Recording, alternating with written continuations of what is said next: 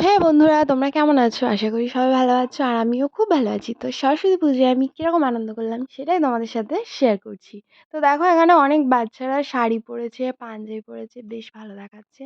আর এখানে আমাদের এখানে সকাল সকাল অঞ্জলি হয়ে গেছিলো। তো আমি সকালবেলা অঞ্জলি দিতে চলে গেছিলাম। এখানে দেখো সবাই অঞ্জলি দিচ্ছে। আর ভেতরে হচ্ছে একটা বাচ্চার হাতে খড়ি দিচ্ছে। তো সরস্বতী পুজোর দিন তো তোমরা জানো হাতে খড়ি দেয় বাচ্চাদের। আর এটা কিন্তু বেশ ভালো লাগে দেখতে। তারপরে আমাদের এখানে দেখো আমি দেখছি টানা রোদ্দুর কিন্তু ছিল। সেরকম একটা ঠান্ডা ছিল না।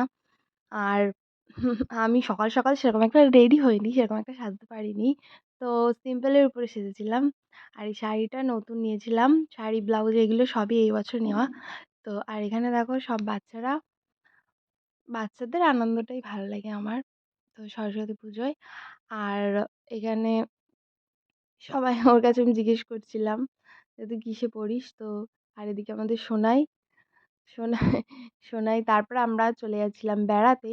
তো আমরা একটু বাজারের দিকে গেলাম আর এখানে একটা পুজো হয়েছে। সোনাই দেখো চুপ করে বসে আছে। তো আমরা বাজারের দিকে বেড়াতে গেছিলাম। আর এই যে আমি যাচ্ছি বাজারের দিকে।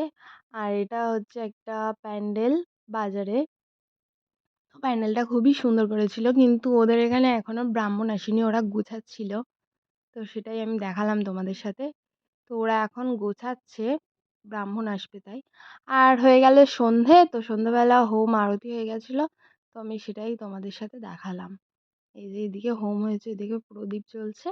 তো আশা করি সবাই ভালো লেগেছে ভিডিওটা।